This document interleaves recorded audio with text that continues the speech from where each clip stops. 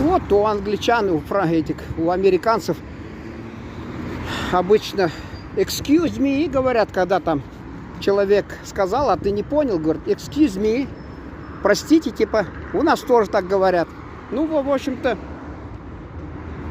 что вы сказали? Сис ни дидегес. Сис ни дидегес. Что вы? Сис вы. Ни что дидегес сказали. Ул. Нерся турандашили. Ул. Он, оно, она. Оно нет, конечно. Она и он.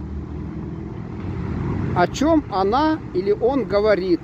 Ул нерся турандашили. Что она сказала, что он сказал? Ул не диде. Ул не диде. Скажите, пожалуйста, айтыгыс ше или айтыгыс але. Айтыгыс, айтырга говорить. Але это как почти, пожалуйста, типа. Айтыгыс это повелительно, как бы. А айтыгыс але это типа пожалуйста. Айтыгыс але. Скажите, пожалуйста. Или, например, как это называется по-татарски? Татарща по-татарски. Бу это.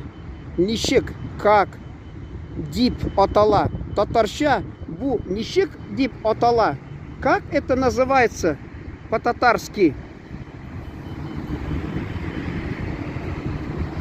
Или, допустим, хорошо ли, типа, правильно ли я говорю?